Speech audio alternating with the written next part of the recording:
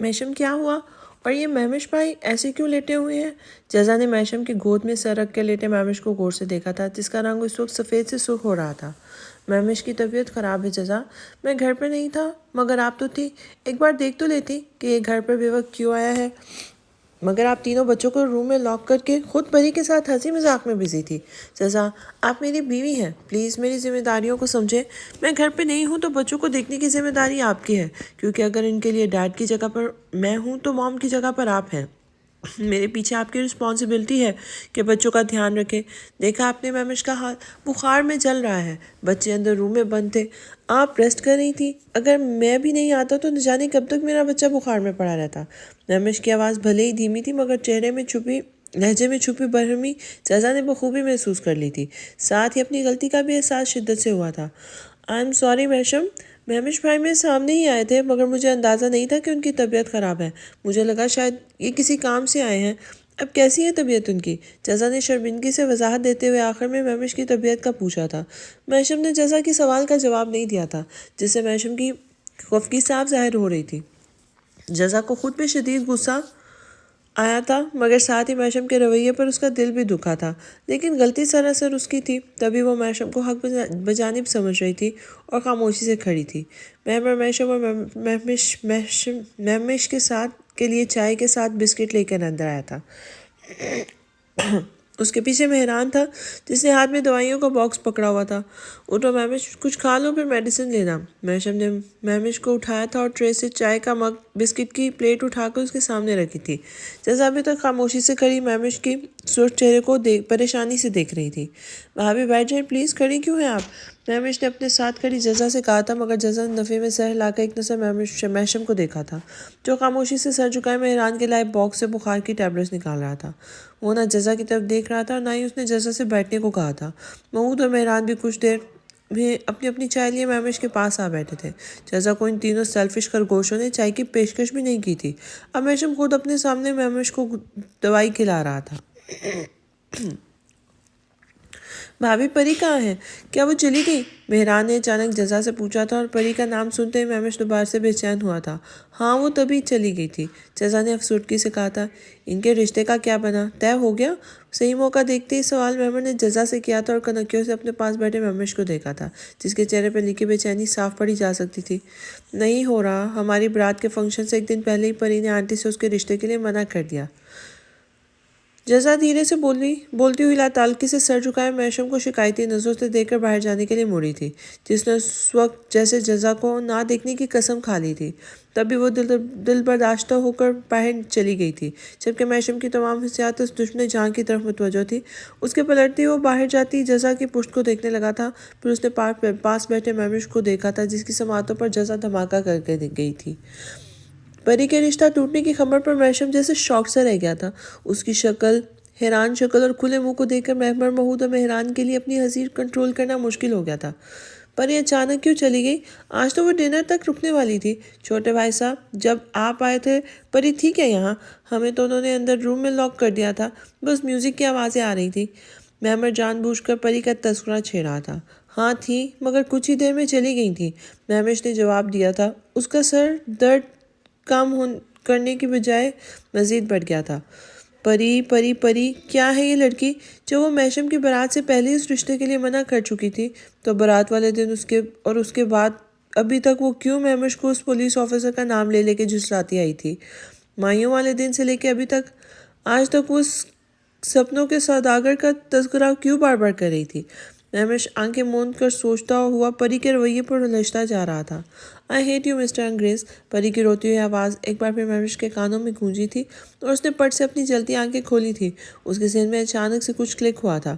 پہلے دن سے لے کے آج تک پری کی نگاہوں میں چھپا ہوا وہ نرم گرم سا تاثر، مہمش کو دیکھتے اس کا پھول کی طرح کھل اٹھنا، مہمش کو سامنے پا کر پری کا مسمرائز ہو جانا، اس کے چہرے پر پھیلتی وہ جان لیوا مسکراہٹ، اس کی شوخیاں، شرارتیں، سب کچھ سامنے ہی تو تھا، پھر بھی وہ سمجھ نہیں سکا۔ آئی ہیٹ یو مسٹر انگریز، وہ اسے نفرت کا اظہار محبت کی نفی کے بدلے کر کے گئی تھی۔ او میرے خدا! مہمش کا دل جیسے کسی نے مٹھی میں بھیج لیا تھا۔ کتنی بڑی غلطی ہو گئی تھی اس سے۔ وہ تو اپنی فیلنگز کو سمجھنے میں اس بری طرح الجھ گیا تھا کہ اس نے پری کے ایموشنز پر تو دھیان ہی نہیں دیا تھا، اور پھر اچانک اس کے کانوں میں اپنی اور پری کی آوازیں گونجنے لگی تھی۔ سنیں، کیا آپ مجھے اپنے انسٹیٹیوٹ میں ایڈمیشن دیں گے؟ میں BCS کر رہی ہوں۔ سوری، ہمارے یہاں پاگلوں کو نہیں پڑھایا جاتا۔ میں لحاظی اور بے شرمی آپ پر ختم ہے مس پری۔ ہیں؟ میں نے کیا کیا مسٹر انگریز؟ پری کی حیران مسکراتی آواز بھی اسے یاد آئی تھی۔ میرا سر کیا آپ نے، اور یہ کیا انگریز کر رہی ہیں؟ اگر آپ کو میرا نام یاد نہیں ہو رہا تو فضول نام دینے کی ضرورت بھی نہیں ہے۔ تو پھر میں آپ کو اپنی پسند کا نام دے ڈالوں؟ پری کی مسکراتی شرارتی آواز نے اس وقت بھی وہ کچھ سمجھ نہیں سکا تھا کہ وہ اس کو دیکھتے ہی کیوں چہکنے لگتی تھی۔ مہمش نے سوچتے سوچتے اپنا سر دونوں ہاتھوں میں تھام کر اپنے بالوں کو مٹھی میں لے کے زور سے بھینچ ڈالا تھا۔ یہ کیا ہو گیا تھا اس سے؟ وہ کیسے نہیں سمجھ سکا وہ سب جو پری اس سے کہنا چاہتی تھی؟ کیا ہوا حامی؟ سر میں زیادہ درد ہو رہا ہے؟ مہشم نے اسے سر ہاتھوں میں تھامے دیکھ کر گھبراتے ہوئے پوچھا تھا۔ نہیں بھائی، آنکھوں میں درد ہے بس۔ سر ہی کیا، اس وقت تو اس کا دل بھی پکے پھوڑے کی طرح دکھ رہا تھا، مگر اس نے اپنے ساتھ یہ دشمنی خود ہی کی تھی۔ چلو پھر ڈاکٹر کے پاس چلتے ہیں۔ مہشم فوراً اٹھ کھڑا ہوا تھا، مگر مہمش نے منع کر دیا تھا۔ نہیں بھائی، میں ٹھیک ہوں، بس ریسٹ کروں گا کچھ دیر۔ آپ پریشان مت ہوں پلیز، اور بھابھی سے کچھ مت کہیے گا آپ، ان کی کوئی غلطی نہیں ہے، میں نے ہی انہیں خود کچھ نہیں بتایا تھا۔ مہمش نے مہشم سے کہا تھا۔ میں نے جزا سے ناجائز کچھ نہیں کہا مہمش، لاکھ تم نے اپنی طبیعت کے بارے میں انہیں نہیں بتایا، مگر یہ ان کی ذمہ داری بنتی تھی کہ وہ تمہیں آ کر خود دیکھتی۔ میں بھی تو آیا ہوں نا تمہیں جلدی گھر پر دیکھ کر۔ اسی طرح جزا کو بھی دھیان دینا چاہیے کہ تم جلدی کیوں گھر چلے آئے، مگر وہ پری کے ساتھ بزی ہو کر سب بھول بیٹھی۔ مہشم ابھی بول ہی رہا تھا کہ جزا ٹرے اٹھا کر روم میں چلی آئی تھی۔ مہمش بھائی، یہ سوپ لے لیں، میں نے میوسف بھائی کو کال کر دیا ہے، وہ ڈاکٹر کو لے کے آ رہے ہیں۔ سردی زیادہ بڑھ گئی ہے، شاید اس لیے بدلتے موسم کے اثر سے طبیعت بگڑ گئی ہے۔ وہ سنجیدگی سے بولتے ہوئے ٹرے مہمش کے پاس رکھنے لگی تھی، اور مہشم کو یقین تھا کہ وہ روم میں داخل ہوتے وقت اس کی باتیں سن چکی ہوگی۔ چلو مہران محمود، باہر چل کر بیٹھو، بھائی کو آرام کرنے دو۔ مہشم خاموشی سے کھڑا ہو کر اسے دیکھنے لگا تھا۔ اس بار جزا نے خود سے ہی مہشم کی طرف نہیں دیکھا تھا، اور وہ تینوں خرگوشوں کو اپنے ساتھ لے کر باہر نکل گئی تھی۔ اس کی سنجیدگی مہشم کو یہ سمجھانے کو کافی تھی کہ وہ ناراضگی کی ہوائیں دوسری جانب سے بھی چلنی شروع ہو گئی تھی، مگر اس بات واقعی جزا کی غلطی تھی، اور غلطی بھی ایسی جسے مہشم چاہتے ہوئے بھی نظر انداز نہیں کر سکتا تھا۔ اس لیے فی الحال اس کا جزا کو منانے یا اسے معاف کرنے کا بالکل موڈ نہیں تھا۔ مہمش لیٹ جاؤ، میں سر درد کی دعا پڑھ کر دم کر دیتا ہوں، انشاءاللہ آرام آ جائے گا۔ جزا کے جانے کے بعد وہ وضو کر کے مہمش کے پاس آ کے بیٹھا تھا، اور اس کے سر پہ ہاتھ رکھتے ہوئے اس نے دعا پڑھ کر مہمش کے سر پہ دم کیا تھا، مگر دماغ اور دل اب دونوں جزا کی طرف لگ گئے تھے۔ تبھی طبیعت عجیب بے چین سی ہو گئی تھی۔ پھر کچھ ہی دیر میں میوسف ڈاکٹر کو ساتھ لے کے چلا آیا تھا۔ السلام علیکم۔ میوسف دونوں بڑے بھائیوں کو سلام کرتا ڈاکٹر کے ساتھ بیڈ پہ آ بیٹھا تھا۔ کل سے کہہ رہا تھا کہ دوائی لے لو، اب بگڑ گئی ہے نا طبیعت زیادہ، کبھی بندہ کسی کی مان بھی لیتا ہے۔ میوسف مہمش کی پیشانی چھوتے ہوئے خفگی سے کہنے لگا تھا۔ ڈاکٹر مہشم کو چیک کر رہا تھا۔ سیفی بیٹا، تم 2 منٹ بیٹھو مہمش کے پاس، میں بس مغرب پڑھ کے آتا ہوں، اذان ہو گئی ہے۔ مہشم بولتا ہوا اپنے بیڈ روم کی طرف بڑھ گیا تھا، ساتھ ہی دل کی بے چینی کے ہاتھوں مجبور ہو کر کچن میں نظر ماری تھی، مگر وہ وہاں نہیں تھی۔ روم بھی حسب توقع خالی ہی تھا۔ اپنی مخصوص نماز کی جگہ جائے نماز بچھاتے ہوئے بھی مہشم کا دماغ جزا میں ہی الجھا ہوا تھا، اور دماغ میں بھی یہی سوچ چل رہی تھی کہ نہ جانے کب اس کی اور جزا کے رشتے میں وہ وقت آنا تھا جب وہ دونوں ایک دوسرے سے روٹھے بنا ہفتے بھر ہی ٹھیک سے رہ سکتے۔ لیکن پھر جائے نماز بچھاتے ہی وہ تمام سوچوں کو جھٹکتا ہوا نماز کی نیت باندھ کے کھڑا ہو گیا تھا۔ وہ سامنے رکھے جنازوں کو پھٹی پھٹی آنکھوں سے دیکھ رہی تھی۔ سامنے ہی نائلہ اور سجیلہ جنازوں کے پاس بیٹھی بیٹھ ڈال رہی تھی، جبکہ ان سے کچھ دور خالہ سکتہ زدہ حالت میں بیٹھی تھی۔ اماں بھی ایک طرف بیٹھی بس ٹکر ٹکر حیدر اور رافع کے جنازوں کو دیکھ رہی تھی۔ ان کی آنکھوں کے آنسو بھی شاید ٹھٹر گئے تھے، لب الفاظ بھول گئے تھے۔ دونوں بہنوں کے جوان بھائی اس دنیا سے چلے گئے تھے۔ بابا اور فاتح بھائی بھی ایک طرف کھڑے جلتی بھیگتی آنکھوں سے جنازوں کو دیکھ رہے تھے۔ زارا پھٹی پھٹی آنکھوں سے سب کو دیکھتے ہوئے لپک کر ایک طرف بابا کے پاس آ کے بیٹھ گئی تھی۔ بابا، یہ میرے رافع بھائی ہیں، یہاں ایسے کیوں لیٹے ہیں بابا؟ یہ انہیں اور حیدر کو کیا ہوا ہے؟ اٹھائیں انہیں، بس یوسف کو ہٹا دیں یہاں سے، ورنہ حیدر بھائی اٹھ گئے تو یوسف کو مار دیں گے۔ वो ज़ोर ज़ोर से बाबा का शाना हिलाते हुए बोल रही थी। तभी उसकी नज़र खुद से कुछ दूर खड़े यूसुफ पर पड़ी थी, जो अभी उसके पीछे आके खड़ा हुआ था। यूसुफ, तुम जाओ, मैं बाबा से हैदर को जगाने का कह रही हूँ। वो उठ गए तो तुम्हें फिर से मारने की कोशिश करेंगे। सारा कह रही है कि राफी और हैदर भाई हमें छोड़कर चले गए हैं, मगर वो पागल है, इसे कुछ नहीं पता। बाबा इन्हें उठाए ना, मेरे राफी भाई को उठाए। बाबा, हैदर को भी उठाए ना। यूसुफ, तुम जाओ वरना हैदर तुम्हें मारेंगे। तुम जाओ। पूरे हॉल में ज़ारा की आवाज़ गूंज रही थी। वो जैसे उस वक्त अपने होशो हवास में नहीं थी। तभी यूसुफ से भी मुसलसल उर्दू में बात कर रही थी, जो नासमझी से उसकी बातें समझने की कोशिश कर रहा था। मगर वो कब से उसकी दीवानगी बर्दाश्त करती नायला अचानक पागलों की तरह यूसुफ को पीछे धकेलती ज़ारा के पास आई थी। उसने ज़ारा का रुख अपनी तरफ मोड़ते हुए एक ज़ोरदार थप्पड़ उसके मुंह पर मारा था। तभी यूसुफ जैसे तड़प कर नायला और ज़ारा के बीच में आके खड़ा हुआ था। आपकी हिम्मत कैसे हुई मेरी ज़ारा पर हाथ उठाने की? बोले, क्यों मारा है आपने ज़ारा को? वो ज़ोर से धाड़ा था, जबकि उसके तेवर देखकर फातेह फ़ौरन बीवी की मदद को लपका था और उसने ज़ोर से यूसुफ को पीछे धक्का दिया था। सरशाफ साहब भी तेज़ी से यूसुफ और ज़ारा के पास आए थे। फिर बिखरे हुए यूसुफ को उन्होंने खुद ही संभाला था। यूसुफ गर्दन नफ़ी में हिलाते हुए उन्होंने यूसुफ को इशारे से मना किया था। बाबा, यूसुफ ने बेबसी से सुसर को देखा था, मगर उनके मुशफिक आंसुओं से तर चेहरे को देखकर वो खामोश हो गया था। जबकि यूसुफ के धारने पर नायला 2 मिनट को अपनी जगह सहम कर रह गई थी, मगर फिर शोर की शय पाते ही दोबारा से ज़ारा की तरफ लपकी थी। नाइन चुड़ैल नागिन, तो लड़की नहीं, कोई खून आशाम भला है। देख, आंखें खोल कर देख इन्हें। ये मेरा हैदर है, मेरा इकलौता भाई, जो तेरी वजह से आज इस दुनिया से चला गया। मेरा भाई जैसा देवर राफे, तेरी वजह से वो मुझसे बदजन हुआ था। तेरी वजह से उसने सजीला से मंगनी तोड़ी और आज तेरी ही वजह से वो भी इस दुनिया से चला गया। तू किसी की सगी नहीं है ज़ारा, किसी की सगी नहीं है तू। मेरा भाई और फातेह आज तुझ पर कुर्बान हो गए। डस लिया तूने मेरे भाई को। ये देख, राफे भी हैदर के साथ ही इस दुनिया से चला गया। जोर जोर से रोती नायला फातेह की गिरफ्त में मचल रही थी और साकित खड़ी ज़ारा फटी फटी आंखों से उसे देख रही थी। तभी सरफराज साहब का जब्त जैसे जवाब दे गया था। वो शिकस्ता चाल चलते हुए नायला के सामने आके खड़े हो गए थे। बस कर दो बहू, बस कर दो। अभी जनाजे भी नहीं उठे हैं। कम से कम अपने जवान बच्चों की लाशें मुझे सुपुर्द खाक तो करने दो। तुमने अपना भाई खोया है तो मैंने भी अपने बेटे खोए हैं। राफी की तरह हैदर भी मेरी औलाद थी। उन दोनों के जाने का गम मुझे तो तुमसे ज़्यादा है। मैं बाप हूँ, मेरे दिल से पूछो।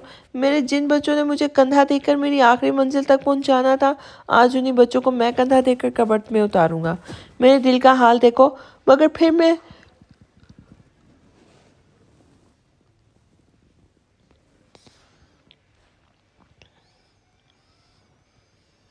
फिर भी मैं सब्र करके खामोश खड़ा हूँ, क्योंकि मुझे पता है ज़िंदगी और मौत दोनों अल्लाह के हाथ में है। ना कोई किसी के हिस्से की ज़िंदगी जी सकता है और ना कोई किसी को बिना उस रब की मर्ज़ी के मार सकता है।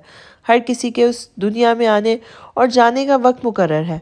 अल्लाह ने मेरे उन दोनों बच्चों की मौत इसी तरह लिखी थी, इसलिए ज़ारा जिम्मेदार नहीं है।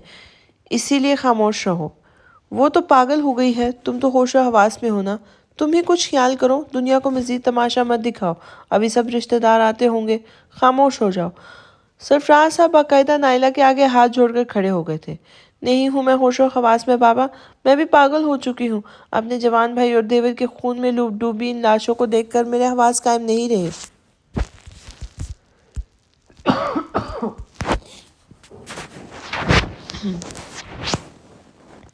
आप सब्र कर सकते हैं, क्योंकि आपका दिल बहुत बड़ा है बाबा जान।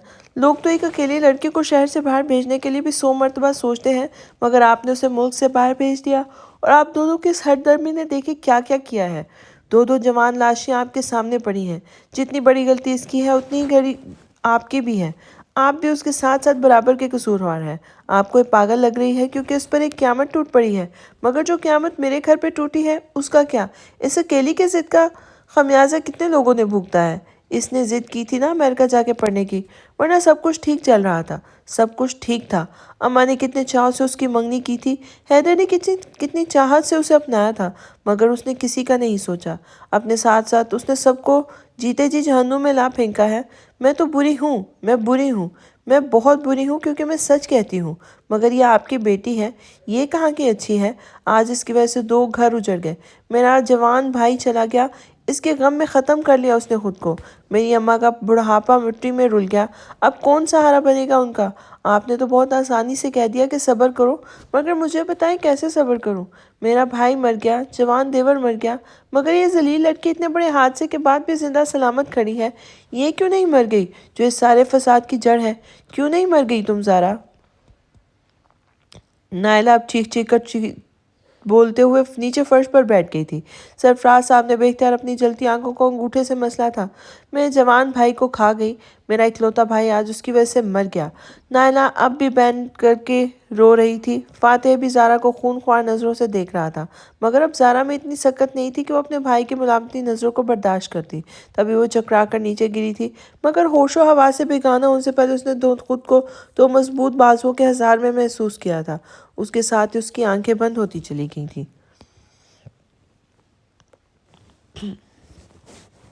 جزا کچن میں کھڑی رات کے لیے کھانا بنا رہی تھی۔ مہمش کے روم میں اس وقت سارے بھائی جمع تھے۔ تینوں خرگوشوں نے بھی بیمار بھائی کے گلے لگ کر خاصا ایموشنل سین کریٹ کرنے کے بعد مہمش سے معافی تلافی کر لی تھی۔ جزا سب کے شور سے ہنسنے بولنے کی آوازیں کچن میں کام کرتے ہوئے سن رہی تھی۔ رات کھانے کا وقت بھی کچھ ہی دیر میں وقت ہونے والا تھا۔ بھائی کل میں آپ کے انسٹیٹیوٹ آپ کے ساتھ چلوں گا۔ جب تک مہمش بھائی بیمار ہیں ان کے آفس میں جا کے میں بیٹھوں گا۔ دروازہ کھلے ہونے کی وجہ سے محمود کی چہکتی آواز کچن میں روٹیاں بناتی جزا کو بخوبی سنائی دے رہی تھی اور وہ سر جھٹک کر رہ گئی تھی۔ وہ سب خوشی ہنسی ایک دوسرے کے ساتھ خوشگبیوں میں مصروف تھے۔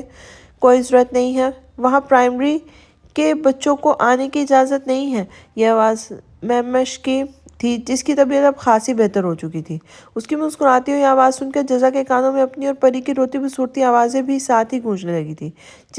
جب دن میں اس نے پری کو اپنے کمرے میں بیٹھ کر کال کیا تھا، جزا تم صحیح کہتی تھی، میں ہی نادان ہوں، میں نے اس شخص سے بہت جلد اور بہت زیادہ توقعات وابستہ کر لی تھی، مگر دیکھو نا، اس نے مجھے اچھی طرح میری حد یاد دلا دی۔ بیگانگی اور اجنبیت کا وہ اعلیٰ مظاہرہ کیا ہے کہ میں شاید اپنے سے بھی بے تکلف ہونے سے پہلے 100 بار سوچوں گی، مگر غلطی واقعی میری تھی۔ تمہارے اس خوبصورت سے خواب نگر میں مجھے بہت تھوڑے وقت میں بہت زیادہ پیاری یادیں ملی، مگر جنہیں میں زندگی بھر بھول نہیں سکوں گی۔ پری شاید روتے روتے مسکرائی تھی۔ پری تم پلیز رو مت، دیکھو وہ اس وقت تمہاری ہی وجہ سے غصے میں تھے۔ میں نے کہا تھا نا کہ میں خود محشم سے بات کروں گی، پھر تمہیں کیا ضرورت ہے ان کے سامنے اپنے رشتے کی بات کرنے کی؟ پلیز تم یوں مت رو۔ اچھا سنو، میں میمر لوگوں کے ساتھ تمہارے پاس آ رہی ہوں، جزا نے رقت بھرے لہجے میں کہا تھا۔ ان تینوں کو مت لانا جزا، وہ تینوں آئیں گے تو مجھے عاجز کر ڈالیں گے سوال کر کر کے، اور پھر مہران بنی کو دیکھ کر مجھے وہی شخص یاد آئے گا جسے میں اب چاہتے ہوئے بھی یاد نہیں کرنا چاہتی۔ پری کی بات سن کر جزا خود بھی زور و شور سے رونے لگی تھی۔ تو تم خود مجھے لینے آ جاؤ نا ضیاء الدین بھائی کے ساتھ، مجھے اچھا نہیں لگ رہا پری تم یوں روتی ہوئی میرے گھر سے گئی ہو۔ جزا نے دوپٹے کے کونے سے اپنی آنسو پونچھتے ہوئے کہا تھا۔ میں اب کبھی خواب نگر نہیں آؤں گی جزا، بلکہ اب شاید میں مری بھی نہیں آؤں گی۔ تمہارا جب تک مجھ سے ملنے کا دل ہو تم محشم بھائی کے ساتھ میرے گھر چلی آنا، جیسے ہم پہلے ساتھ رہتے تھے اب بھی ویسے ہی رہیں گے۔ امی بابا پرسوں جانے کا کہہ رہے تھے، مگر میں نے اب کوئی نہ کوئی بہانہ کر کے کل ہی انہیں لے کر چلی جاؤں گی، کیونکہ اب مجھ سے یہاں رہا نہیں جائے گا۔ کہنے کے ساتھ ساتھ ہی پری نے فون رکھ دیا تھا، شاید اس کا خود پر سے ضبط ختم ہو گیا تھا۔ تبھی وہ جزا سے نہ زیادہ بات کرنا چاہ رہی تھی نہ ہی اس سے ملنے کو راضی تھی، اس لیے جزا بھی شدتوں سے روئی تھی۔ وہ جزا کی بچپن کی دوست تھی اور جزا نے پری کو کبھی بھی یوں ٹوٹتے بکھرتے نہیں دیکھا تھا، اس لیے اسے اس طرح دیکھنا جزا کے لیے بہت تکلیف دہ تھا۔ دل تھا کہ وہ کسی طور پر بہل نہیں رہا تھا۔ اوہ مجبوری یہ تھی کہ وہ اصل مسئلہ کسی کے ساتھ شیئر بھی نہیں کر سکتی تھی۔ تبھی گھنٹوں آنکھیں موندے بیڈ پر اونٹے منہ لیٹے پڑی رہی تھی۔ شکر تھا اس وقت محشم بھی گھر پر نہیں تھا۔ دل کو چین تو کسی صورت نہیں آ رہا تھا، مگر ہاں رونے سے دل کی بھڑاس ضرور نکل گئی تھی۔ تبھی وہ عصر کے بعد وضو کر کے نماز پڑھنے کھڑی ہو گئی تھی، اور مغرب سے پہلے ہی محشم گھر آ گیا تھا، اور پھر اسے اپنے عزیزش جان دوست کے ساتھ بات شوہر کی خفگی بھی برداشت کرنی پڑی تھی۔ بھائی میں نے آپ کو ولیمے کی ساری پکس واٹس ایپ کر دی ہیں، دیکھیں یہ والی کتنی پیاری ہے نا، اس میں بھابھی کی آنکھیں کتنی خوبصورت لگ رہی ہیں، ایک دم آپ کی جیسی۔ پری نے بتایا تھا ولیمے میں بھابھی نے آپ کے جیسے لینس لگائے تھے۔ یہ چہکتی ہوئی آواز مہران کی تھی، مگر اس کے بعد سن کر جزا اپنی جگہ تھم کے رہ گئی تھی۔ وہ تو بھول ہی گئی تھی کہ اس نے محشم کی خاطر یہ چھچوری حرکت بھی کی تھی۔ اب وہ شدت سے محشم کے جواب کی منتظر تھی، مگر آواز ادھر گمبھیر خاموشی تھی۔ جزا کا دل ایک بار پھر اداس ہو گیا تھا، مگر اس نے سر جھٹک کر دوبارہ سے خود پر بے نیازی کا خول چڑھا لیا تھا۔ اپنے اندر کے حال کو سامنے والے سے چھپانے کا یہ بھی ایک طریقہ تھا۔ ڈنر بن گیا تھا، بٹ اب چاول اسے بنانے تھے۔ محشم نے اسے خود ڈنر بنانے کا کہا تھا، مگر اس نے اپنا وعدہ پورا نہیں کیا تھا۔ اس نے ڈنر نہیں بنایا تھا۔ تبھی وہ خود موقع کی نزاکت کو دیکھتے ہوئے کچن میں چلی آئی تھی، اس سے پہلے کہ وہ تینوں خرگوشوں کے روم میں مغرب پڑھ کر صحن میں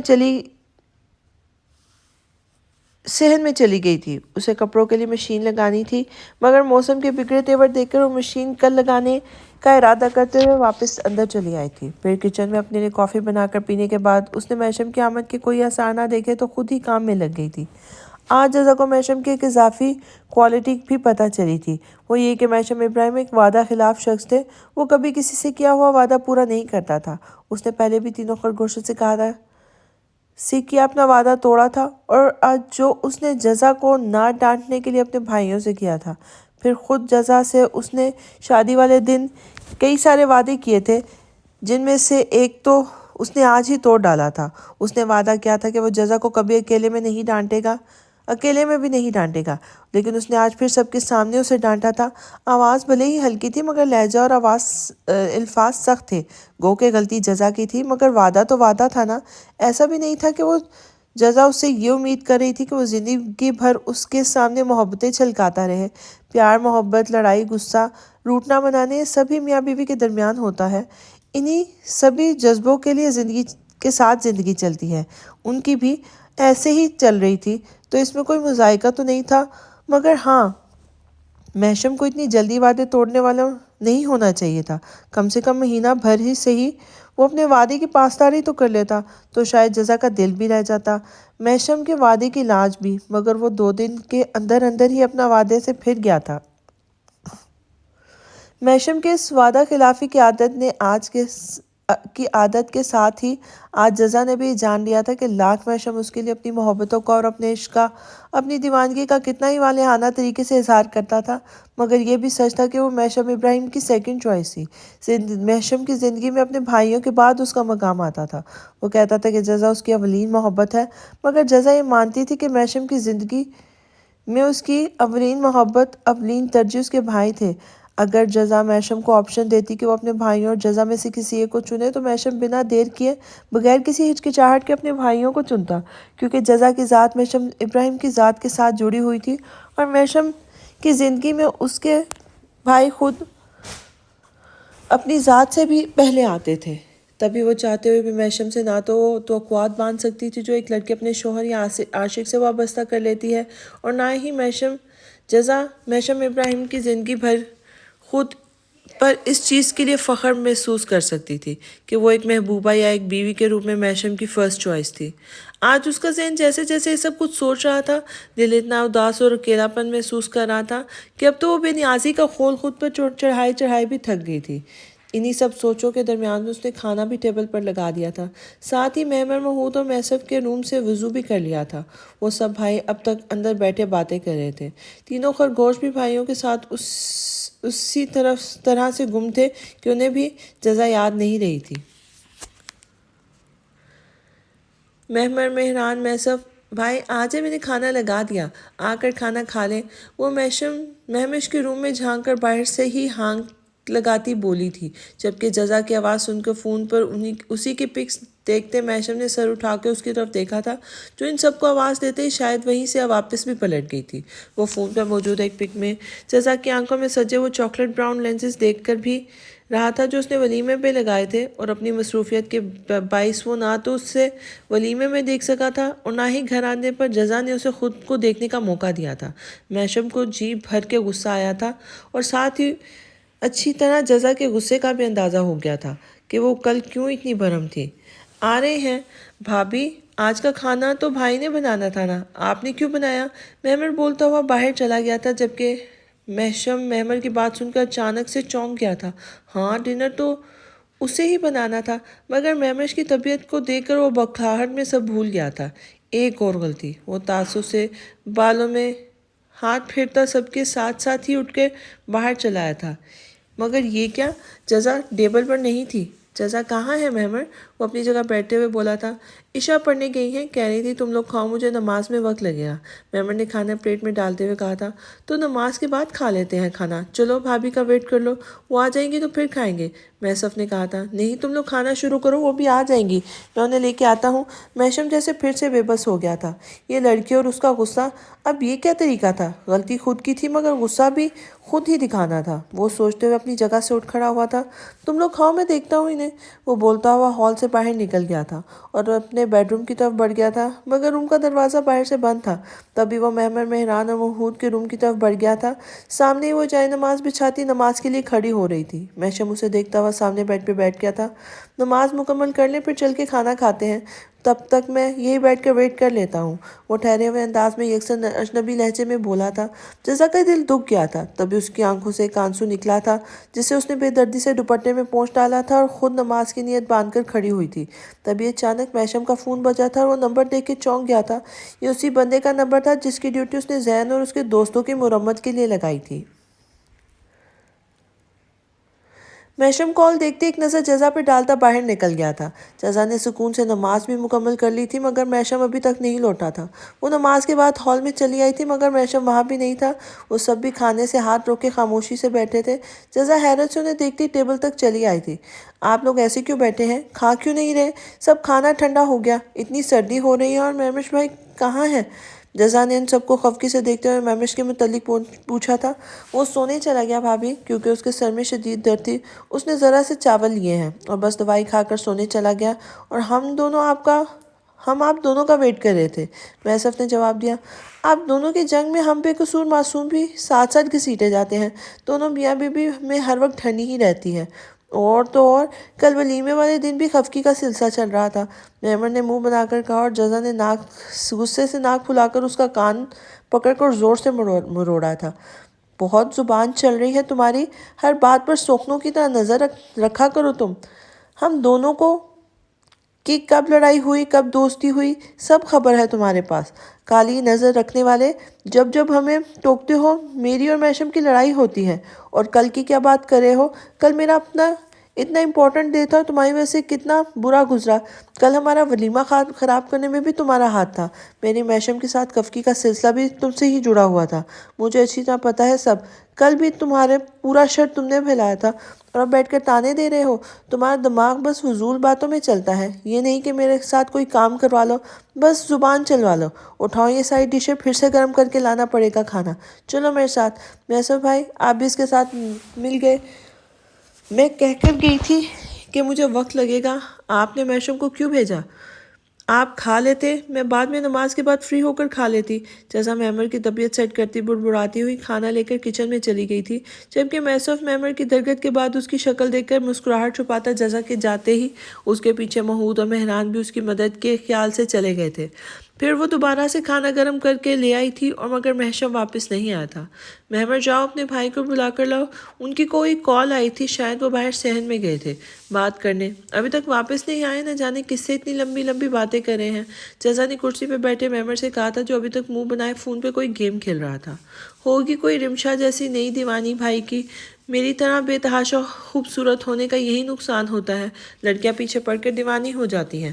او God, why are we so handsome? مہمر مصنوعی تعصب سے سر نفی میں ہلا کر بولا تھا۔ تبھی اس کے پاس بیٹھے محسف نے اس کی گردن پکڑی تھی، اور جزا نے رمشا کا نام سن کر تلملاتے ہوئے کھینچ کر ایک چمچ اسے دے مارا تھا۔ مینکی کو بھی زکام ہو گیا، بہت پڑ نکل رہے ہیں تمہارے، اتنے جوتے پڑیں گے نا کہ ساری خوبصورتی ناک کے ذریعے چھین چھین کر باہر نکل جائے گی۔ شرافت سے دفع ہو جاؤ اور بھائی کو بلا کر لاؤ، یا اٹھاؤں جوتا؟ محسف نے مہمر کو گردن سے پکڑ کر بائی کی طرف دھکیلا تھا، اور وہ اپنی اتنی شاندار بیزتی پر پیچ و تاب کھاتا دروازے تک گیا تھا۔ مزید کچھ سال اور سیفی بھائی، ایک بار میری شادی ہو جانے دے، اس کے بعد یہ اتیاچار نہیں سہوں گا۔ اس گھر میں آپ سب نے میری 2 کوڑی کی عزت کر کے رکھی ہوئی ہے، میں بتا رہا ہوں، ہم تینوں کی شادیوں سے پہلے ہی آپ سدھر جائیں تو بہتر ہوگا، ورنہ میری بیوی کے آنے کے بعد اس کے سامنے آپ سب نے میرے ساتھ یہ سلوک کیا تو میں قسم سے اسی دن آتما ہتیا کرنے پر مجبور ہو جاؤں گا۔ وہ ہال کے اندرونی دروازے پر کھڑا زور سے ناک پھلا پھلا کر بولا تھا، مگر میسف کو پھر سے اپنی جگہ سے اٹھتے دیکھ کر سر پہ پیر رکھ کر بھاگا تھا۔ جزا اور محمود بے اختیار اس کے انداز پر ہنستے چلے گئے تھے۔ آج کون سی گھٹیا مووی دیکھی تھی اس نے؟ میسف نے واپس اپنی جگہ بیٹھ کر بغور مہران کو دیکھتے ہوئے پوچھا تھا۔ اپنے فون میں دیکھ رہا تھا، تم بن، وہ پہلی والی، مہران نے جواب دیا تھا۔ مگر وہ تو خاصی سیریس فلم ہے۔ میسف تعجب سے بڑبڑایا تھا۔ نہیں بھائی، اس نے تم بن نہیں بلکہ عامر خان کی تھری ایڈیٹس دیکھی تھی۔ ساتھ ہی مہران بھی موجود تھا۔ ان دونوں نے مل کر پوری مووی دیکھی ہے۔ محمود نے مہران کا بھی بھانڈا پھوڑا تھا اور میسف نے گھور کر گڑبڑا کر بگلے جھانتے مہران کو دیکھا تھا۔ جزا بھی سٹ آ کر رہ گئی تھی کہ اس نے سن رکھا تھا کہ اس مووی میں 2 ایک سین بے حد قابل اعتراض تھے۔ شرم نہیں آتی تمہیں ایسی بےہودگیاں دیکھتے ہوئے؟ آنے دو بھی بھائی کو نا، تمہارے ہاتھ سے یہ بلائیں چھین کر سمپل کی پیڈ والے فون نہ دلوائے تو کہنا۔ میسف بھڑک کے بولا تھا اور تبھی مہمر منہ لٹکا کے واپس آیا تھا۔ بھائی کہیں نہیں ہے، میں نے ان کا روم بھی چیک کیا ہے اور باہر بھی پورا راؤنڈ مار کر آیا ہوں، مگر بھائی کہیں نہیں ہے نہ ان کی گاڑی باہر ہے۔ مہمر کے کہنے پر میسف نے حیرت سے وقت دیکھا تھا۔ آپ کھانا شروع کریں میسف بھائی، مہمش بھائی بھی یوں ہی سو گئے، آپ بھی کب سے بیٹھے ہیں، کھانا کھائیں، وہ کہیں کام سے گئے ہوں گے، آ جائیں گے کچھ دیر میں۔ جزا کے کہنے پر میسف نے سر ہلاتے ہوئے اس وقت میشم کو کال کی تھی تو اس نے 10 منٹ کے اندر گھر پہنچنے کو کہا تھا، مگر ساتھ ہی ہدایت بھی کی تھی کہ وہ سب کھانا کھا لیں اور اس کا انتظار مت کریں۔ تبھی ان سب نے کھانا کھا لیا تھا۔ بعد میں جزا نے کچن سمیٹ کر برتن بھی دھو لیے تھے اور تینوں خرگوشوں کے ساتھ میسف بھی سونے چلا گیا تھا، مگر میشم کا کہیں پتہ نہیں تھا اور اب اسے بھی نیند آنے لگی تھی، مگر نیند آنے کے باوجود وہ میشم کا انتظار کر رہی تھی۔ مزید 1 گھنٹہ گزرا تھا، اب 11 سے بھی اوپر کا وقت ہو رہا تھا۔ تبھی اس نے ساری ناراضگی ایک طرف رکھتے ہوئے میشم کو کال کی تھی۔ کچھ بیلز کے بعد کال پک کر لی گئی تھی۔ السلام علیکم، میشم نے جزا کو سلام کیا تھا۔ وعلیکم السلام، کہاں ہیں آپ میشم؟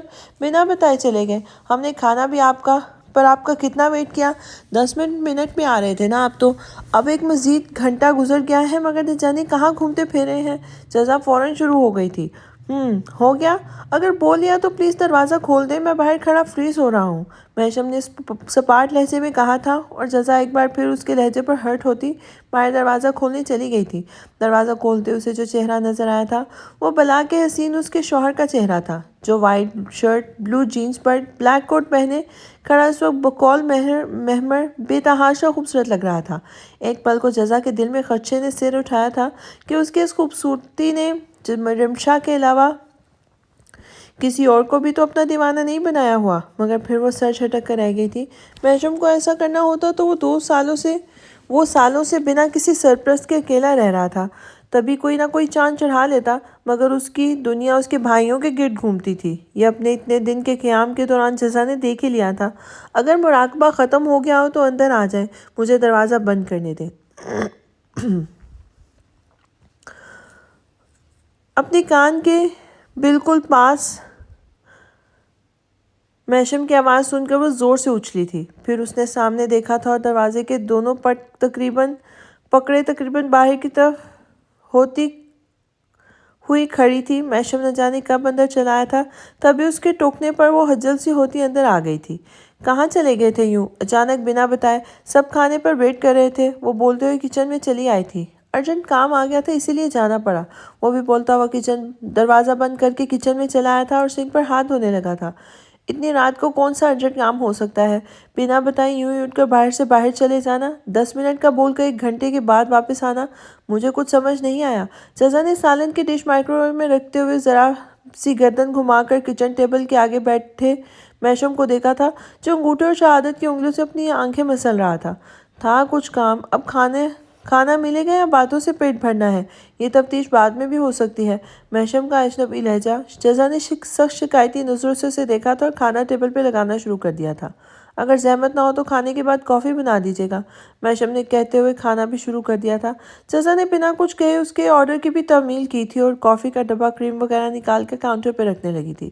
ساتھ ہی ساتھ وہ اڑتی پھرتی سی خفا نظریں سر جھکا کر کھانا کھاتے محشم پر بھی ڈال رہی تھی۔ پھر اس کے کھانا کھانے تک جزا نے کافی تیار کر لی تھی اور محشم کے سامنے ہی ٹیبل پر کافی کا مگ لا کے رکھ دیا تھا۔ تھینکس، محشم نے کہا تھا، مگر جزا بنا کوئی جواب دیے اس کے کھانے کے برتن اٹھا کر دھونے کھڑی ہو گئی تھی۔ سارا کام ختم ہو گیا تھا۔ محشم سکون سے بیٹھا کافی پی رہا تھا۔ جزا نے پلٹ کے ایک نظر ناتعلقی سے بیٹھے اس شخص کو دیکھا تھا۔ کیا ہو جاتا اگر وہ ہفتہ ہی اس کے ساتھ ٹھیک رہ لیتا؟ پرسوں ہی تو اس کی شادی ہوئی تھی، مگر کل ولیمے والے دن سے وہ اس کا دل دکھاتا آ رہا تھا۔ یہ کیسی محبت تھی اس کی؟ جزا نے محشم جیسا عجیب عاشق اور اس سے زیادہ لاپرواہ شوہر نہیں دیکھا تھا، جو پل پل میں رنگ بدلتا تھا۔ اس کے گھر میں بھی اس کے پاپا اور ماما تھے، جنہیں ایک دوسرے سے والہانہ محبت تھی۔ صرف ایک محشم کے مسئلے کے سوا جزا نے اپنے پاپا کو ماما سے خفا ہوتے کبھی نہیں دیکھا تھا، بلکہ خفگی کے باوجود بھی وہ ماما کا اسی طرح دھیان رکھتے تھے جیسے نارمل حالات میں رکھتے تھے۔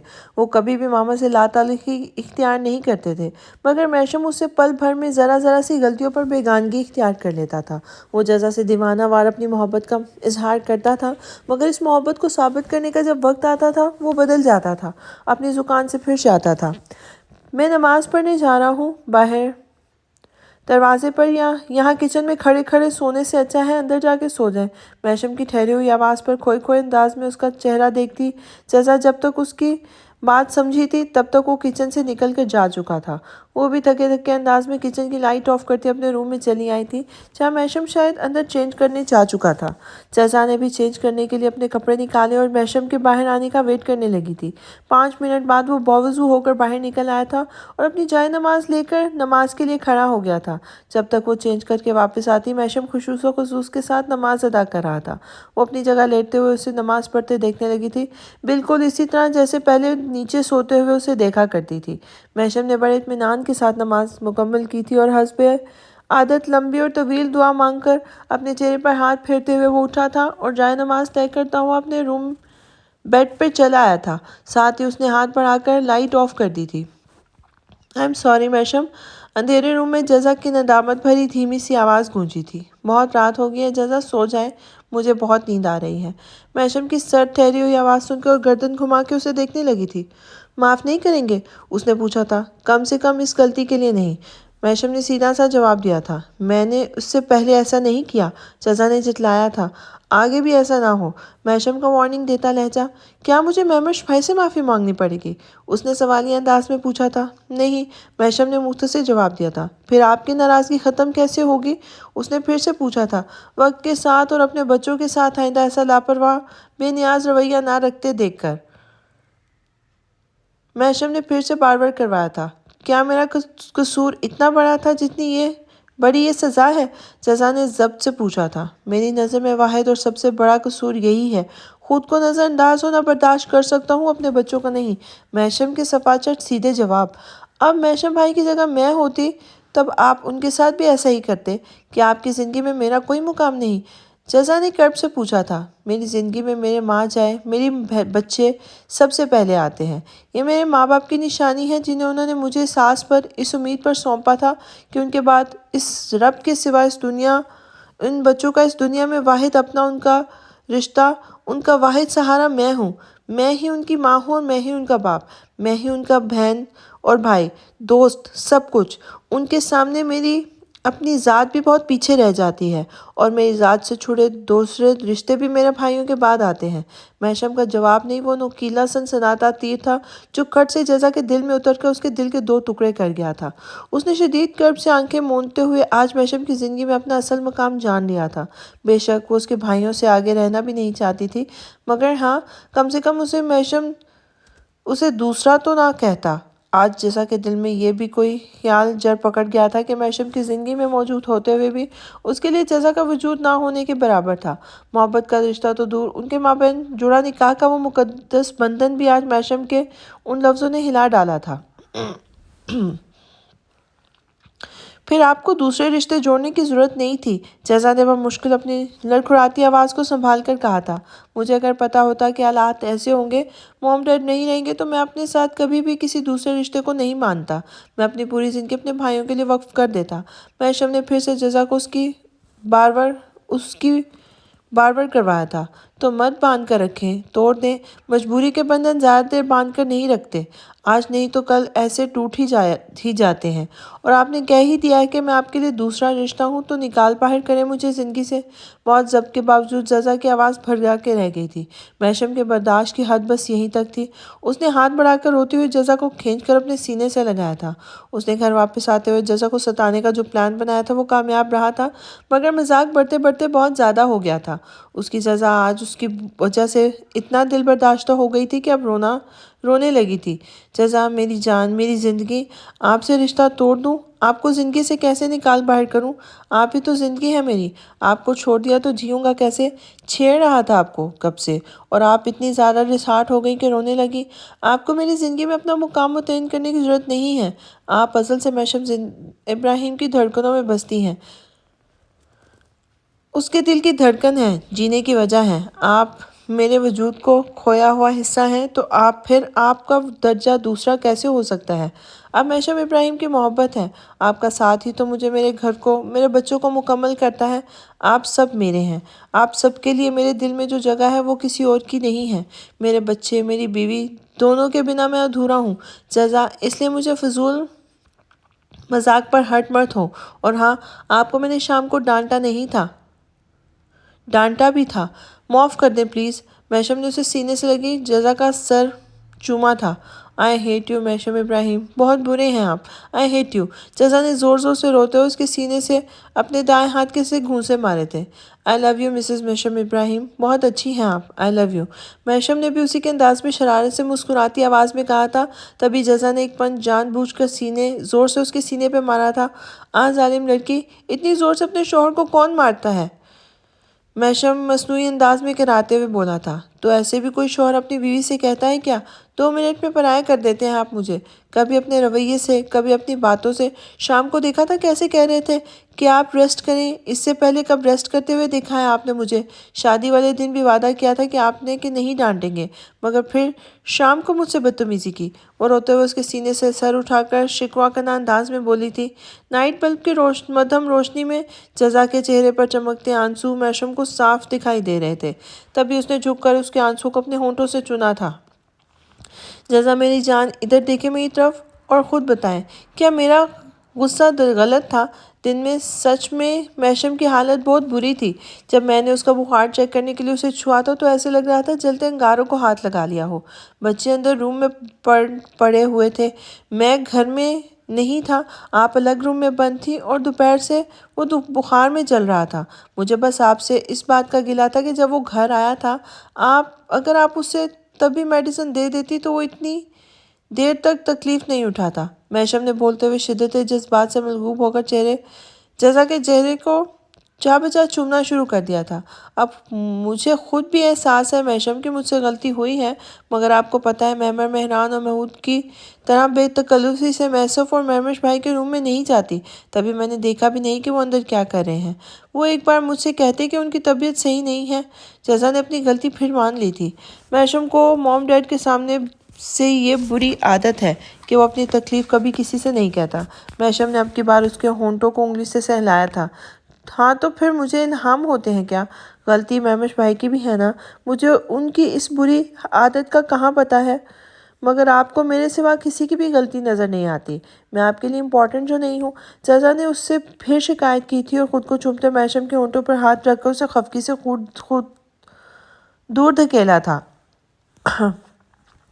آپ میرے لیے کتنی امپورٹنٹ ہیں میں آپ کو بارہا بتا چکا ہوں۔ محشم نے اسے دوبارہ اپنے پاس کھینچ کر اس کی کمر کو جکڑ لیا تھا۔ تبھی میں دوسرا رشتہ ہوں نا آپ کے لیے، ہے نا؟ اف، جزا کی بدگمانیوں کی بھی کوئی حد نہیں تھی۔ ابھی جو کچھ آپ سے کہا وہ آپ کو ستانے کے لیے کہا تھا، تاکہ دیکھ سکوں کہ میری بے نیازی اور نظر اندازی کرنے پر آپ کو نظر انداز کرنا آپ کو کس حد تک تڑپاتا ہے۔ یقین کریں دل سرشار ہو گیا ہے دیکھ کر کہ جس جزا کو میں ٹوٹ کر چاہتا ہوں، خود سے بھی زیادہ چاہتا ہوں، وہ خود بھی مجھے کتنا چاہتی ہے، جو بار بار ہر حرکت پر نہ صرف نظر رکھتی ہے بلکہ بالکل روایتی بیویوں کی طرح بہیو بھی کرتی ہے، کہ جب میں وقت بے وقت گھر سے باہر جاتا ہوں تو انہیں خدشہ ستانے لگتا ہے کہ آیا میں گھر سے باہر اپنی کسی کام سے گیا ہوں یا اپنی کسی گرل فرینڈ سے ملنے۔ محشم کی شرارتی آواز پر وہ اچانک خجل ہوئی تھی۔ کتنا چالاک تھا یہ شخص، جو کچھ دیر پہلے اس کے دماغ میں چل رہا تھا اس سوچ کو پڑھ چکا تھا۔ نہیں، ایسی بات نہیں ہے، وہ تو بس مہبر نے اچانک میرا دماغ گھما ڈالا اس رمشا چنیل کا نام لے کر۔ کہیں کوئی اور تو آپ کی زندگی میں اس کی جگہ نہیں چلی آئی۔ ایک تو آپ کی یہ بے تحاشا خوبصورتی میرے لیے الگ سر درد ہے، جزا نے منہ بناتے ہوئے کہا تھا، اور اس کی بات پر میشم زور سے ہنس دیا تھا۔ یار کمال ہے، لڑکیاں اپنے لیے دن رات دعائیں مانگتی ہیں کہ انہیں بے ہینڈسم ڈیشنگ اسمیشنگ سا ہسبینڈ ملے، اور آپ نہ شکری لڑکی، آپ کو تو بن مانگے ہی ایسا شوہر مل گیا ہے، مگر آپ کو اس کی خوبصورتی سردرد لگ رہی ہے۔ میشم نے اپنے گال پہ رکھا جزا کا ہاتھ چومتے ہوئے کہا تھا۔ میں شکر کرتی ہوں میشم، انفیکٹ میں تو دیوانی ہوں آپ کی اس خوبصورتی کی، مگر ڈرتی ہوں اسی خوبصورتی پر اس رمشا کی طرح کوئی اور فدا ہو گئی تو کہیں کوئی اور آپ کو مجھ سے چھیننے نہ چلی آئے۔ میں نے جب سے رمشا کا ریاکشن دیکھا ہے میں اس سے بہت زیادہ ڈری ہوئی ہوں۔ جزا نے میشم کا حسین چہرہ دیکھتے ہوئے کہا تھا۔ بھول جائیں اسے، وہ اپنے دل سے تمام خدشات نکال دیں۔ میں آپ کا تھا، آپ کا ہوں، ہمیشہ آپ کا رہوں گا۔ آپ نے بچپن سے مجھے اسی طرح خود کے ساتھ بھان رکھا ہے کہ یہ نظریں آپ کے سوا کسی اور پر اٹھتی ہی نہیں ہیں۔ میشم نے جزا کے بالوں کا جوڑا کھول دیا تھا اور خود مخمور سے انداز میں اس کے بالوں میں منہ چھپانے لگا تھا۔ جزا کے بالوں سے آتی خوشبو شیمپو اور کنڈیشنر کی دل فریب مہک اس کے حواسوں پر چھانے لگی تھی۔ میشم، آئندہ یہ دل دکھانے والا مذاق مت کیجیے گا میرے ساتھ کہ میں آپ کی زندگی کا دوسرا رشتہ ہوں۔ آپ کو پتہ ہے میں بہت زیادہ جذباتی ہوں، اور میرے جذبات کو آپ مذاق میں بھی ہرٹ کرنے کی غلطی مت کیجیے گا، ورنہ میں سچ مچ آپ کی زندگی سے اتنی دور چلی جاؤں گی کہ آپ کو میری گرد کو بھی نہیں پا سکیں گے، چاہتے ہوئے بھی مجھے ڈھونڈ نہیں سکیں گے۔ جزا نے بے خود ہو کر خود سے قریب ترین ہوتے ہوئے میشم سے کہا تھا، جو اس کی بات سن کر دہلتے ہوئے ایک جھٹکے سے اس سے دور ہو گیا تھا۔ یہ کیا کہہ رہی ہیں آپ جزا؟ مجھے چھوڑ کر چلی جائیں گی؟ پھر میں کیسے جیوں گا آپ کے بنا؟ بتائیں۔ وہ جزا کو کندھوں سے پکڑ کر جھنجھوڑتا ہوا بولا تھا، جیسے میں جیوں گی آپ کے بنا؟ اب وہ میشم کے خوبصورت چہرے کو دیکھ کر شرارت پہ آمادہ ہوئی تھی، وہ جو کچھ دیر سنجیدگی سے اسے دیکھ کر اچانک اس کی طرف سے کروٹ بدل گیا تھا۔ ٹھیک ہے، جی لیں پھر، میں بھی خود کو کسی نہ کسی طرح بہلا ہی لوں گا۔ اب مجھے زندگی جینی نہیں، بچوں کی خاطر زندہ لاش کی طرح گزارنی ہے۔ میشم کی خفا سی سنجیدہ آواز پر جزا نے مسکراہٹ دباتے ہوئے زبردستی اس کا رخ اپنی طرف کیا تھا۔ برا لگا؟ اچھا نا، اب نہیں کہوں گی ایسے، مگر آپ وعدہ کریں کہ آپ ایسا مذاق نہیں کریں گے۔ اس کا رخ اپنی طرف کرتے ہوئے جزا نے اس کے کندھے پر سر رکھ لیا تھا۔ میرے مذاق پر مجھے چھوڑ کر جانے کی باتیں ہو رہی ہیں، اور خود کے ستم یاد ہے؟ کل میرے لیے لینس لگائے تھے اور مجھے دکھائے بنا اتار دیے۔ میشم نے بھی شکوہ کیا تھا۔ آپ کے پاس مجھے دیکھنے کا ٹائم تھا؟ آپ مجھے ہمیشہ سے نظر انداز کرتے آئے ہیں۔ کل تو وجہ میمش بھائی بن گئے تھے، مگر آپ ہمیشہ ہی ایسا کرتے ہیں میشم، بس آپ کو اپنے بچوں کا بہانہ مل گیا ہے۔ جزا کو بھی کل کا گلہ یاد آیا تھا۔ جزا، کل مہمانوں کو دیکھنے والا بھی تو میں اکیلا ہی تھا نا؟ موم ڈیڈ اگر حیات ہوتے نا تو بہت بڑا یا کوئی اور بڑا ہمارے درمیان ہوتا تو میں آپ کے پاس سے 1 انچ بھی نہیں ہلتا، مگر آپ خود سوچیں میں کیسے پورا وقت آپ کے ساتھ کھڑا رہتا۔ ایک تو میمش نے مجھے زج کر دیا تھا، اور آدھے وقت، اور بعد میں جب مہمان کی آمد نے مجھے بخلا دیا تھا، سب سے نمٹ کر میں سٹیج پر آیا تھا، مگر آپ نے گھاس نہیں ڈالی، اور پھر آپ نے پورا بدلہ بھی لیا مجھ سے، ظالم لڑکی۔ نہ بات کی ڈھنگ سے اور نہ ہی مجھے خود کو دیکھنے دیا۔ انفیکٹ اپنی نظر تک اسی لیے نہیں اٹھائی کہ میں آپ کی نظریں نہ دیکھ لوں۔ پھر بھی کل کے لیے I'm sorry، میں جانتا ہوں کہ وہ وقت آپ کے لیے بہت یادگار تھا، مگر میرے وجہ سے سب برباد ہو گیا۔ بٹ پرامس میمش کی شادی پر ہم اپنے ولیمے والے سارے ارمان پورے کریں گے، میشم نے اس کو بہلاتے ہوئے کہا تھا، مگر جزا کو کل کے دن کی بربادی کا افسوس اب تک تھا۔ تبھی اس نے میشم کا سوری ایکسیپٹ نہیں کیا تھا، اور اس کا منہ ہنوس بنا ہوا تھا۔ تبھی میشم نے اس کو گنگنانا شروع کر دیا تھا۔ اسے جزا کی یہ ویکنس پتہ چل گئی تھی اس کا دھیان بٹانے کے لیے۔ وہ اب اسے اپنے ساتھ مصروف کر لینا چاہتا تھا اور پھر ایسا ہی ہوا تھا۔ جزا کا خفا خفا سا چہرہ اب کھلکھلاتے ہوئے چاند کی طرح چمک اٹھا تھا۔ اچانک میشم نے ہنس ہنس کر لوٹ پوٹ ہوتی جزا کو گدگدانا بند کیا تھا اور خود اس کے اوپر جھک کر اسے جا بجا چومنے لگا تھا۔ پھر اسے اپنے بازوؤں کے حصار میں سمیٹ کر اپنی زندگی کی طرح عزیز اس لڑکی پر اپنی بے تحاشا محبتیں برسانی شروع کر دی تھی، کیونکہ اب اسے اپنی بے تحاشا بے لوث محبت سے جزا کے ان آنسوؤں کا ازالہ بھی تو کرنا تھا جو اس نے میشم کی جان لیوا مزاح کی وجہ سے بہائے تھے۔ اور حیدر کے جنازے اگلی صبح تک لے جائے جا چکے تھے۔ انہیں گھر سے رخصت ہوتا دیکھ کر زارا کی اماں اور حیدر کی اماں کو ہوش آیا تھا۔ دونوں بہنیں بیٹوں کے جنازوں کو گھر سے جاتے دیکھ کر مچل اٹھی تھیں۔ انہیں سنبھالنا مشکل نہیں ناممکن ہو گیا تھا۔ نائلہ اور سجیلہ اپنے اپنے غم بھول کر ماں کو سنبھالنے لگی تھی، مگر ان کی حالت بد سے بدتر ہوتی جا رہی تھی اور آخر میں وہ ایک زوردار چیخ مار کر بے ہوش ہو گئی تھی۔ زارا کی اماں کی حالت بھی بری طرح روتے اور بہن کی بگڑتی کنڈیشن دیکھ کر خود بھی خراب ہو گئی تھی۔ وہ بیٹے کے غم میں ڈوبی ہوئی خود بھی کپکپاتے ہوئے بالکل بے دم ہو کر ایک طرف گر گئی تھی۔ زارا الگ اپنے روم میں بے ہوش ہوئی پڑی تھی اور یوسف جلے پیر کی بلی کی طرح اس کے آس پاس منڈلا رہا تھا۔ ڈاکٹر زارا کو چیک کر کے جا چکا تھا، مگر اس کے مینٹل کنڈیشن کی وجہ سے اسے آرام کے لیے سکون آور انجیکشن دے گیا تھا۔ سارا ماں کی بگڑتی حالت کے پیش نظر انہیں بمشکل سہارا دے کر ان کے روم میں لے کر چلی گئی تھی، مگر وہ رافع کو یاد کر کے چیخ کر رو رہی تھی۔ باہر ان کی بہن کی طبیعت مزید بگڑ گئی تھی۔ ہر تدبیر کر کے دیکھ لی تھی مگر انہیں ہوش نہیں آ رہا تھا۔ ڈاکٹر کو بلا کر دکھایا گیا تھا جس نے انہیں فوراً ہسپتال لے جانے کا مشورہ دیا تھا۔ تبھی سجیلہ اور نائلہ ماں کو لے کر ڈرائیور کے ساتھ ہاسپٹل بھاگی تھی، جہاں پورا دن سے رات تک ایڈمٹ رہنے کے بعد رات کے دوسرے پہر ان کا بھی انتقال ہو گیا تھا۔ حیدر کی ماں بیٹے کی دائمی جدائی برداشت نہیں کر سکی تھی اور خود بھی اس کے پاس ہی چلی گئی تھی۔ سجیلہ چیخ چیخ کر رو پڑی تھی۔ اپنی جان نچھاور کرنے کی حد تک محبت کرنے والے ایک بھائی کے بعد اس کے سر سے ماں کا سایہ بھی اٹھ گیا تھا۔ وہ پوری طرح لاوارث ہو گئی تھی۔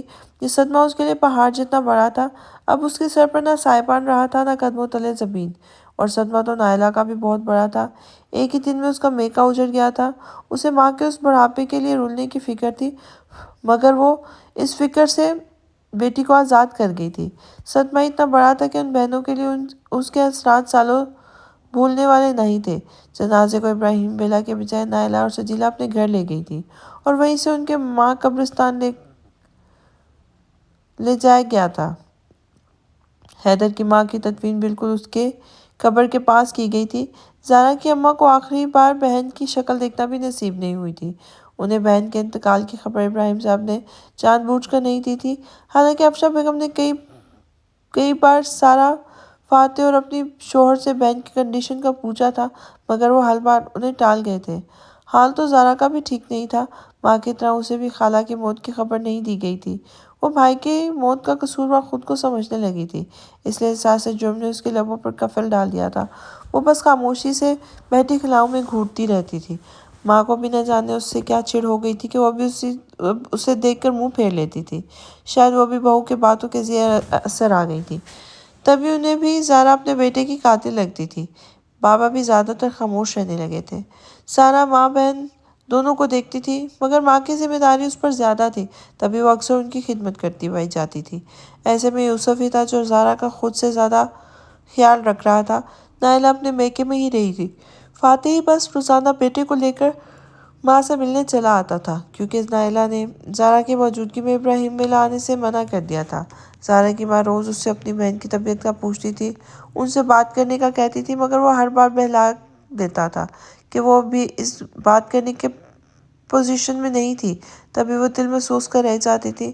پھر کچھ دنوں بعد نائلہ نے اپنا سامان بھی اپنے میکے میں ہی منگوا لیا تھا۔ فاتح بھی بیوی کے ساتھ ہی وہیں رک گیا تھا۔ اب اس نے روز ماں سے ملنا آنا بھی چھوڑ دیا تھا۔ تبھی زارا کی اماں پریشان ہو گئی تھی۔ وہ بار بار شوہر سے بیوی بیٹے بہو کی اچانک روانگی اور واپسی کے بارے میں پوچھتی تھی۔ ساتھ ہی وہ ضد کرنے لگی تھی کہ وہ بہن کو دیکھنے جانا چاہتی تھی۔ تبھی سرفراز نے انہیں سچائی بتانے پر مجبور ہو گئے تھے۔ بیٹے کے بعد بہن کا صدمہ ان کے لیے پہاڑ جیسا دوسرا غم۔ وہ غم سے چور ہو کر ہر وقت روتی رہتی تھی۔ ایسے میں زارا سے ان کی نفرت میں خاطر خواہ اضافہ ہوا تھا۔ اب انہوں نے بیٹی سے بات کرنا بھی ترک کر دیا تھا۔ نائلہ کی طرح انہیں بھی اس ساری تباہی کی ذمہ دار وہی لگنے لگی تھی، اس لیے اب وہ صبر کر کے بالکل خاموش ہو گئی تھی۔ رافع اور حیدر کا 40واں بھی ہو گیا تھا، جن میں فاتح اور نائلہ مہمانوں کی طرح تھے اور کچھ دیر کی شرکت کے بعد چلے گئے تھے۔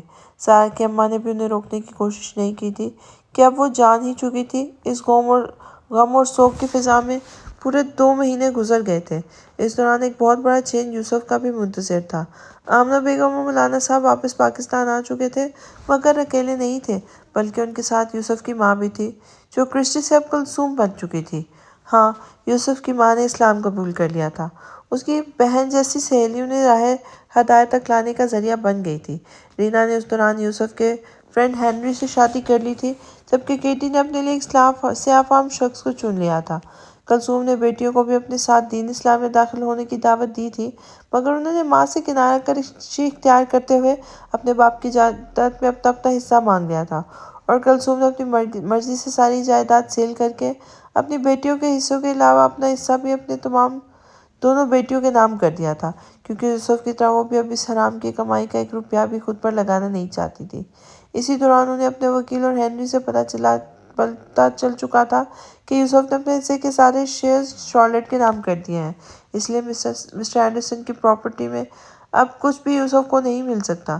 مگر کلثوم کو یوسف کا فیصلہ درست لگا تھا۔ ہاں، اس نے اپنا حصہ شارلٹ جیسے گینگسٹر کے نام کیوں کیا؟ یہ سوال اب بھی کلثوم کے ذہن میں چکرا رہا تھا، مگر اس کا جواب نہ ہنری نے دیا تھا اور نہ ہی وکیل نے۔ اس سوال کا جواب یوسف کے سوا کسی کے پاس نہیں تھا۔ تبھی کلثوم نے خاموشی اختیار کر لی تھی اور وہ امریکہ چھوڑ کر اپنی سہیلی کے ساتھ اس کے ملک چلی آئی تھی۔ مولانا صاحب جس وقت آمنہ بیگم اور کلثوم کو لے کر ابراہیم ولا پہنچے تو یوسف کا کالے حجاب میں مقید اپنی ماں کا چہرہ دیکھ کے دنگ رہ گیا تھا۔ اس کا آدھا خاندان ہدایت پا گیا تھا۔ اس بات نے یوسف کو خاصا جذباتی کر دیا تھا۔ وہ اپنی ماں کے گلے رکھ کے کتنی ہی دیر روتا رہا تھا، پھر زارا کو اپنے روم سے نکال کر ان سے ملوانے لے آیا تھا۔ زارا کی مینٹل کنڈیشن ابھی اسٹیبلش نہیں تھی، مگر پھر بھی وہ تھوڑا بہت نارمل ریئیکٹ کرنے لگی تھی۔ وہ بھی کلثوم سے مل کر اور انہیں دیکھ کر خاصی خوش ہوئی تھی۔ پھر اپنی ماں اور سارا کو بھی اس نے سب سے ملوایا تھا۔ کلثوم اردو بولنا نہیں جانتی تھی اور زارا کی ماں کو انگلش نہیں آتی تھی، اس لیے زارا ان دونوں کے بیچ ٹرانسلیٹر کا کام بڑی اچھی طرح کر رہی تھی۔ ابراہیم صاحب اس وقت گھر پہ موجود نہیں تھے، مگر سارا نے انہیں فون پر کلثوم، مولانا صاحب اور آمنہ بیگم کی آمد کی اطلاع دی تھی۔ تبھی انہوں نے سب کو رات کے ڈنر پر رکنے کی دعوت دے ڈالی تھی اور خود بھی آفس سے اٹھنے والے تھے۔ زارا اپنی ساس اور آمنہ بیگم کی آمد سے خاصی خوش تھی۔ تبھی اس نے اتنے دنوں کے بعد اپنے حلیے کا بھی خیال آیا تھا۔ وہ سر جھاڑ منہ پھاڑ والے حلیے میں سب کے ساتھ بیٹھی تھی، اس لیے چینج کرنے کے ارادے سے وہ یوسف کو بتا کر اپنے روم میں اوپر چلی آئی تھی۔ پھر تیار ہو کر واپس آتے اسے ایک زوردار چکر آیا تھا اور وہ اپنا بیلنس برقرار نہ رکھ سکی تھی، تبھی سیڑھیوں سے نیچے گرتی چلی گئی تھی۔ یوسف اسے گرتا دیکھ کر زور سے چلاتے ہوئے اس کے پاس پہنچا تھا۔ زارا کے سر پر گہری چوٹ آئی تھی، چہرے پر اور کپڑے پر جا بجا خون لگ گیا تھا۔ آنن فانن وہ مولانا صاحب کے ساتھ زارا کو لے کر ایک پرائیویٹ چھوٹے سے ہاسپٹل پہنچا تھا، جہاں زارا کو فوراً ایڈمٹ کر لیا گیا تھا۔ پھر کچھ ہی دیر میں ایک کے بعد ایک سسٹرز اور لیڈی ڈاکٹرز کو زارا کے روم میں اندر سے باہر بھاگتے دیکھا گیا تھا۔ اس نے کئی بار سسٹر سے زارا کی کنڈیشن پوچھنے کی کوشش بھی کی تھی، مگر ہر بار اسے حوصلہ رکھنے کی تلقین دیتے ہوئے اندر چلی جاتی تھی۔ وہ بس پریشان سا کھڑا ساری کارروائی دیکھ رہا تھا۔ پھر نہ جانے کتنی دیر بعد زارا کے روم سے نکلتی ہوئی ڈاکٹر یوسف کو اپنی طرف آتی ہوئی دکھائی دی تھی۔ سارا کے شوہر کون ہیں؟ ڈاکٹر نے اردو میں پوچھا تھا، مگر پھر بھی مولانا صاحب نے دلی ڈاکٹر کو اردو میں یوسف کے بارے میں بتایا تھا، ساتھ یہ بھی کہ وہ اردو زبان سے نابلد ہے۔ تبھی ڈاکٹر اس بات میں سر ہلاتے ہوئے یوسف کو